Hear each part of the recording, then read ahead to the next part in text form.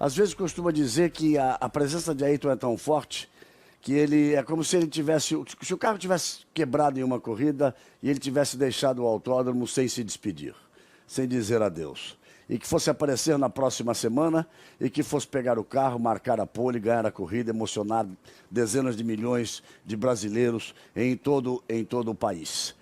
Tal é a presença dele ainda praticamente 20 anos depois que ele nos deixou. Mas antes, hoje também é dia de prestar uma homenagem a um outro grande artista, ao nosso José Wilker, que nos deixou ontem vítima de um infarte. José Wilker foi um dos mais talentosos diretores, atores, um artista completo na dramaturgia brasileira. Ele foi diretor, foi escritor, foi crítico de cinema, apresentou programas especiais, fez praticamente 30 novelas. Ele tinha também uma das vozes mais marcantes da televisão brasileira. E poucos dias antes de morrer, o nosso José Wilker dublou um dos personagens que aparecem na série hoje, ou no primeiro capítulo dessa série sobre Ayrton Senna. Nos 4 episódios que vão ao ar, então, a partir de agora, teremos o prazer de apreciar mais um trabalho desse grande artista. Então, daqui a menos de um mês serão exatos 20 anos, eu volto a repetir. Parece que ele continua aqui entre nós. Eu agradeço sempre a Deus por ter sido a voz que pôde levar as emoções das vitórias de Ayrton Senna a todo o Brasil. E agradeço mais ainda por poder sempre tê-lo chamado de amigo. Vamos lá. Vamos ao primeiro episódio desta série com o roteiro e direção do Ernesto Rodrigues. Vamos ao primeiro episódio da série Ayrton Senna do Brasil.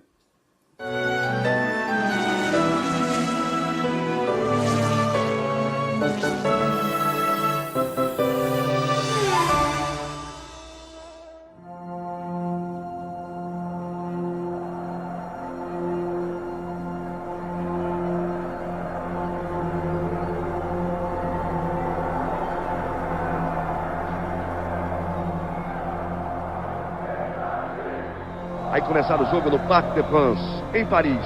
De um lado, o Brasil. De outro, o combinado Paris Saint-Germain, Bordeaux.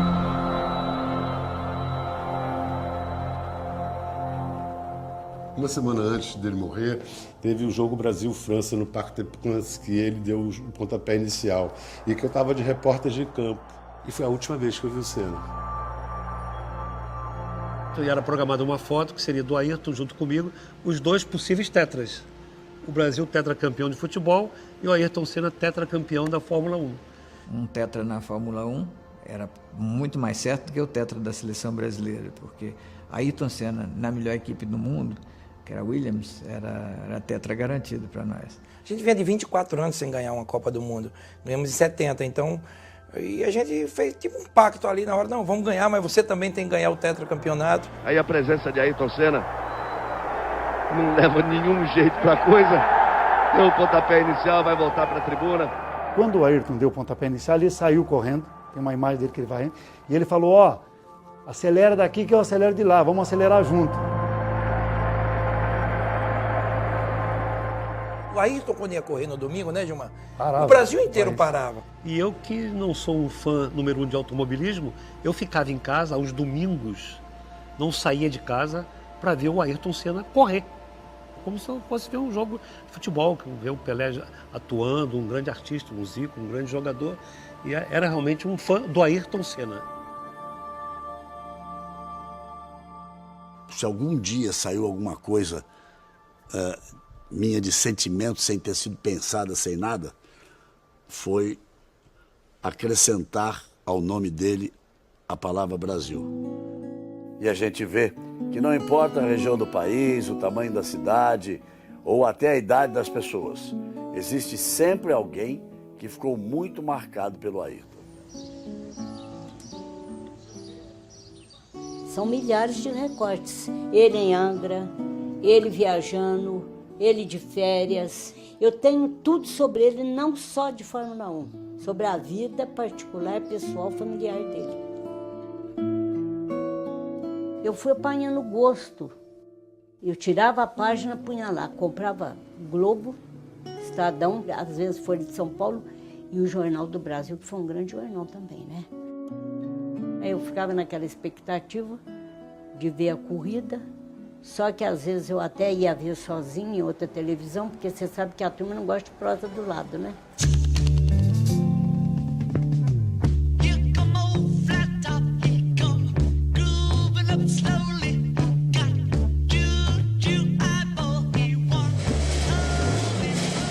Aquele pôster, na verdade, eu só fui ter coragem de montar aquele quebra-cabeça muitos anos depois da morte dele, né? E eu coloquei lá porque é um simbolismo para mim, são as paixões. A paixão pelos meus carrinhos antigos ali e a paixão pelo Ayrton Senna. Eu acho que o esmero daquela restauração, aquela perfeição, acho que tem tudo a ver com ele, que sempre procurou guiar de uma forma perfeita, sempre tentou buscar a perfeição em tudo que fazia. Eu tenho alguns livros, tenho miniaturas que eu procurei colecionar e retratar toda a carreira dele. Tem as Tolemas, eu tenho as Lotus, eu tenho as McLarens, né? Tem a Williams, tenho, vamos dizer, os principais carros que ele correu. Ainda estou em busca aí dos Fórmula 3, mas ainda já vai ter.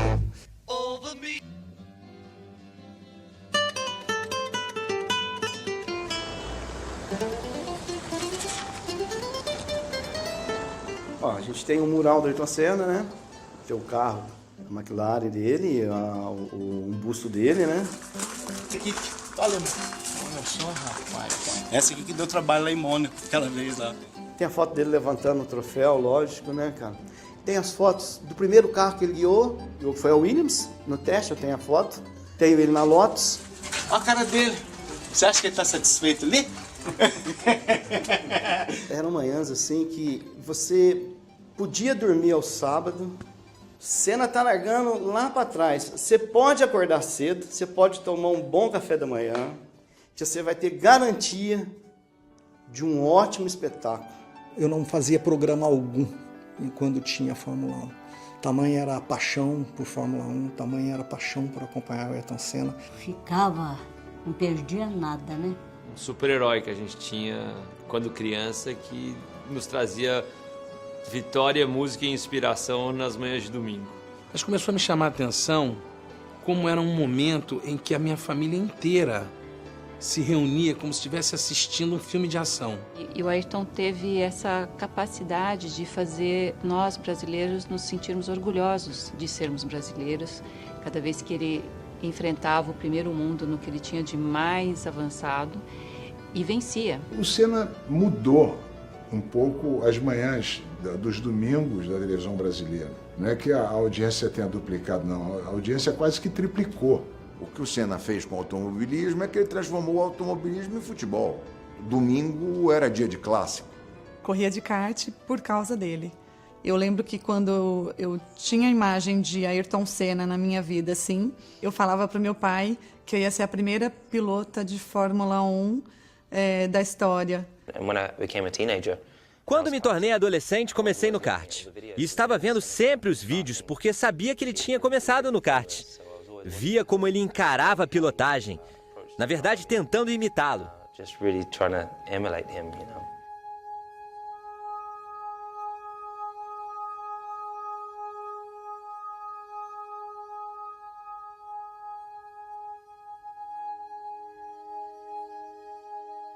Pude conhecê-lo pessoalmente, a família, o pai, a mãe, todo mundo ia acompanhar ele nas corridas e ele era um fenômeno, estava ganhando tudo naquela época. Ele teve uma escola muito boa, né? Porque o pai dele deu a ele condições dele treinar muito. Quando o Ayrton foi pela primeira vez para o Mundial de Kart, tinha uma regra lá que cada país tinha que ter uma pintura ou uma cor especificamente. O meu pai falou, não, vamos fazer o capacete amarelo inteiro, que vai se destacar, e como estamos em pouco tempo, vamos fazer essas duas faixas como se saísse do olhar. Então fica verde, amarelo e azul.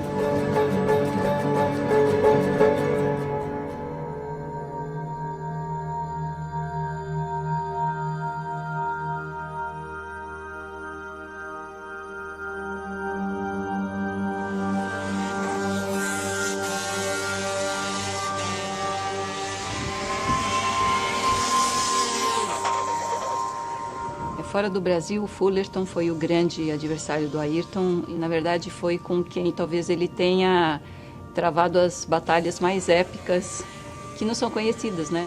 Fullerton foi o maior piloto de kart da década de 70 e 80, era um gênio, ele correu até os quase 40 anos. A referência de kart na época era o Fullerton. E o Ayrton tinha muita habilidade e era o título a ele conquistar, seria o título mundial de kart. Ele era realmente muito veloz, naturalmente veloz. Sua sensibilidade para os níveis de aderência era incrível. Foram sempre disputas muito limpas, duras, difíceis, mas sem colisões. Pela primeira vez, a FIC, a Federação Internacional de Kart, colocou decibilímetro nos cartódromos que o kart não poderia passar de 110 ou 115 decibéis. E por alguma razão, o kart do Ayrton passou dos 110 e ele foi punido em algumas posições que influenciaram no final da corrida para ele não poder chegar à semifinal ou à final com colocação que ele poderia ser campeão. O negócio dele era correr e ganhar. E foi com o Fullerton que ele viveu isso. Se ele continuasse no kart, ele ia se tornar um piloto mais refinado. Mudaria com o passar dos anos. Eu não segui o mesmo caminho porque meu irmão mais velho morreu numa corrida de motos e minha família sofreria muito se eu corresse de carro, moto ou qualquer categoria mais perigosa do automobilismo. Então eu tinha alguns anos de experiência para usar a meu favor e foi isso que eu fiz. A razão mesmo de eu me dar bem contra ele foi experiência. Quando Ayrton pensou em ir para a Inglaterra para poder disputar um campeonato, meus pais não eram a favor disso, mas acabaram concordando como uma experiência, né, para ele. Quando ele falou que queria correr de carro, eu falei, mas você não pode, você é muito estabanado, você não sabe, ali é uma coisa de precisão. Né?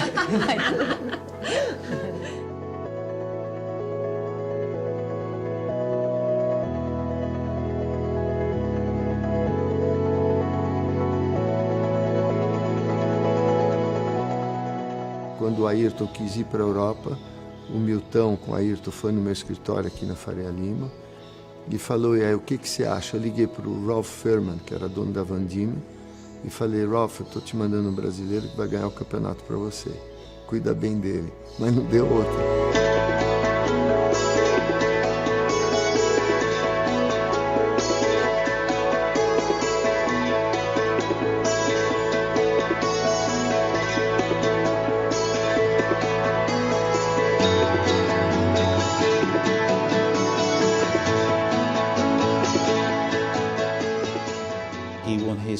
No dia da primeira vitória dele num carro de corridas, vencendo o argentino Mancilla. Ele estava com a jovem esposa Lilian. A luz estava bonita, era março. O sol brilhando e batendo direto no rosto deles, abraçados e se beijando. Eu mostrei a foto e ele ficou muito feliz.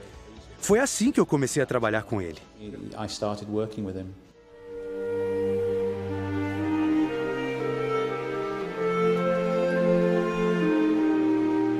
Acho que o que de fato contribuiu para o casamento não dar certo foi o fato dele ser muito novinho e a Lilian também. Os dois foram muito novinhos para viver juntos, que já é uma mudança grande na vida de uma pessoa, e num país diferente.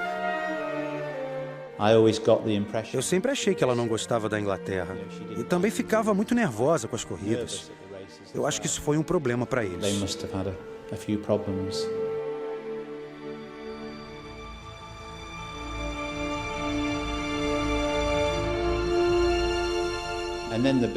E aí a grande surpresa em Brands Hatch. Estou parando, estou abandonando o automobilismo. Eu estava fotografando e perguntei, como assim abandonando? Você está ganhando tudo quanto é corrida. Ele disse, mesmo que eu ganhe todas as corridas, ainda assim eu não conseguiria patrocínio para continuar. Não quero que meu pai continue pagando. A família não queria mais que ele corresse. E ele parou e foi trabalhar na metalúrgica do pai. E virou um menino absolutamente triste.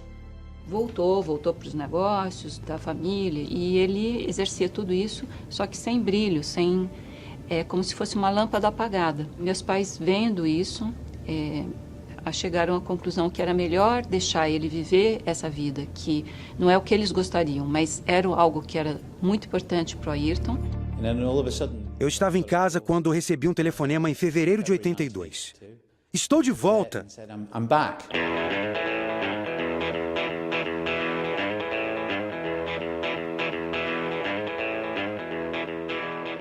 Primeira vez que eu o vi correr foi na Bélgica e ele ganhou a corrida, como aliás fazia sempre naquela época. E aí se aproximou e disse assim: o senhor que é o senhor Galvão Bueno? Ele falou: eu sou o Ayrton Senna da Silva. O senhor ainda vai ouvir falar muito de mim e ainda vai transmitir muita corrida minha. Eu nunca vi alguém com a confiança dele. É um negócio assim extraordinário. A gente pensa dia e noite em automobilismo, então a gente treina 2, 3 vezes por semana, às vezes 4. O Ayrton, como na época acontecia com a grande maioria dos pilotos brasileiros, não foi descoberto pelos brasileiros, foi descoberto pelos ingleses. Então, uma manchete nos jornais ingleses que passou a chamar a atenção do brasileiro. Quer dizer, a manchete era assim: Silverstone, em vez de Silverstone. E nós fomos para lá transmitir ao vivo para a Globo uma corrida de Fórmula 3, ou seja, já se tinha a certeza de que ali existia um grande campeão e que ia fazer a diferença. Ayrton venceu as 9 primeiras. E aí eu me dei conta de que o cara tinha uma percepção da aderência da curva antes de chegar, não no meio da curva.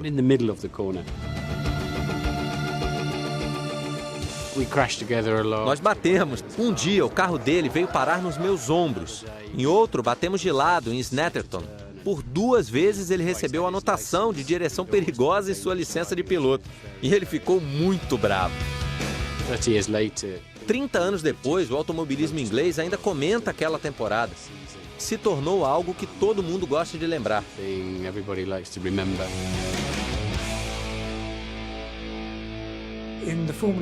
Na época da Fórmula 3, meus amigos da Fórmula 1 vinham ver e alguns diziam: ok, vamos esperar a Fórmula 1, ali vai ser muito mais difícil. E foi o que se viu.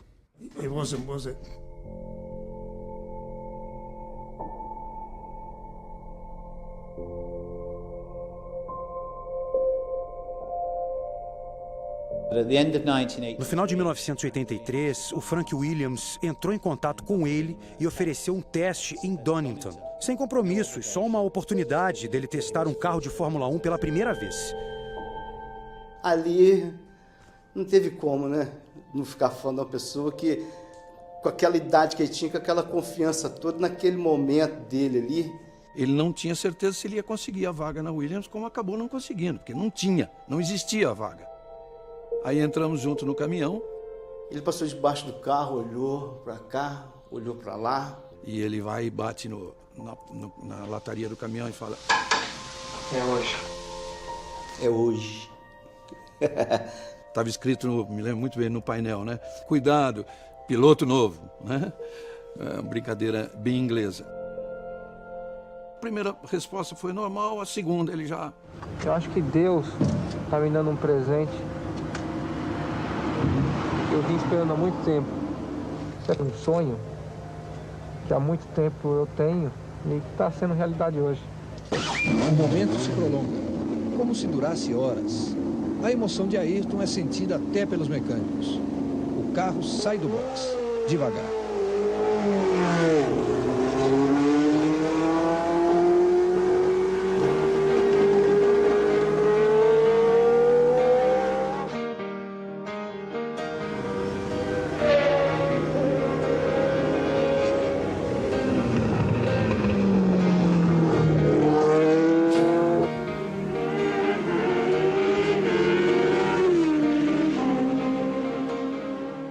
Eu fui em alguns trechos da pista e estava vendo um cara, esse cara, ele está mentindo, ele já andou de Fórmula 1 e não é a primeira vez.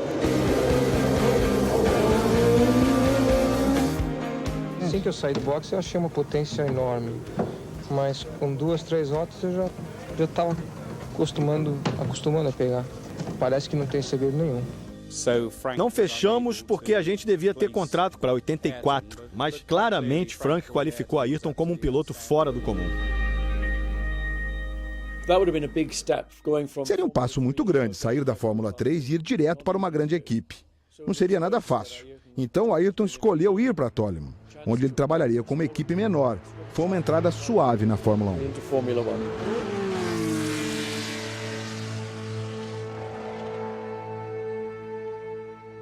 E sem dúvida não um carro para ganhar uma corrida.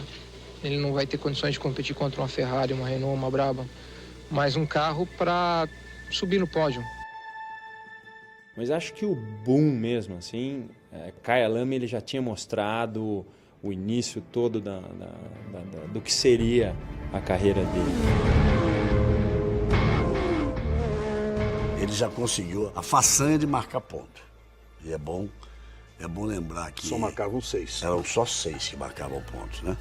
A bandeirada preta e branca para Nick Lauda. Terminada a corrida, vai no parque fechado, para o carro e ele não saía do carro. A gente ajudou ele a sair do carro, porque ele sozinho não sairia. O braço, assim, totalmente enrijecido. Mas eu não conseguia guiar o carro, rapaz, impossível. Um peso que eu nunca senti na minha vida, pô. E foi a corrida inteira assim, e o motor falhava ainda. Porque naquele tempo não tinha esse negócio de ficar bebendo água, a direção era dura, então a coisa era no braço. Ele não estava preparado fisicamente. Ele subestimou a duração de uma corrida, de um grande prêmio. Aí eu expliquei para ele, aí, foi inacreditável, você tem um coração assim, um passarinho, porque bate, mas não manda sangue para lugar nenhum. É por isso que você desmaia. E tem uma frase dele logo a seguir ali que me lembra muito e que marcou, passou a ser uma característica dele. Ele disse, esse brinquedo aqui é completamente diferente. Tenho que mudar minha vida e mudar o meu preparo físico. Começou a ser o ponto forte dele. Porque ninguém fazia trabalho. Ele foi o precursor da preparação física, mental, emocional na Fórmula 1.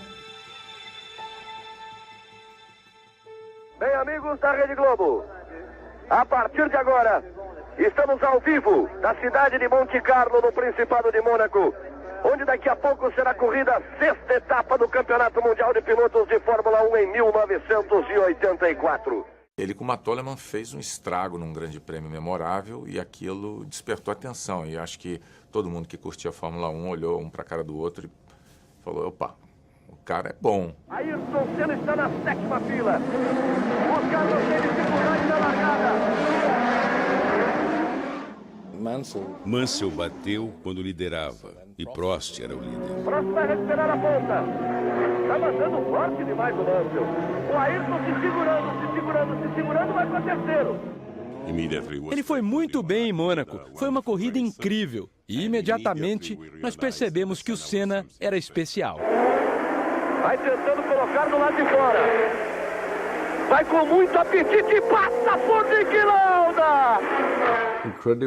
Incrivelmente rápido.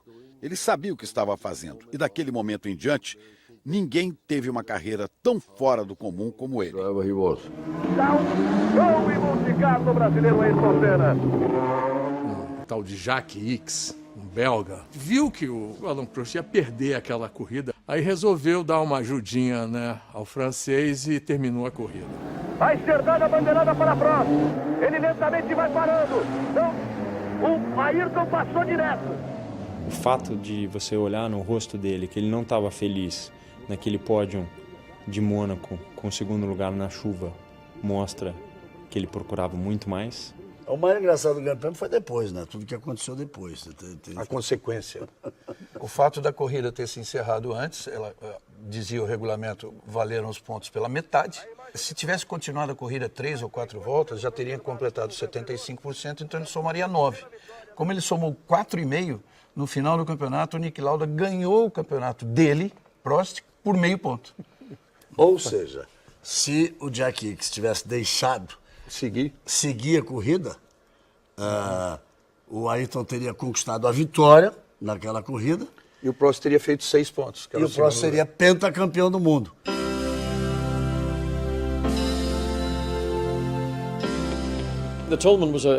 A Toleman foi um período de aprendizado. Foram 3 pódios, o que era um grande resultado. Foi um bom carro para o Ayrton aprender a ser um piloto de Fórmula 1, porque ele realmente aprendeu e cometeu erros sem estar no centro das atenções. Saiu Ayrton Senna, bateu forte, aí você vai vendo.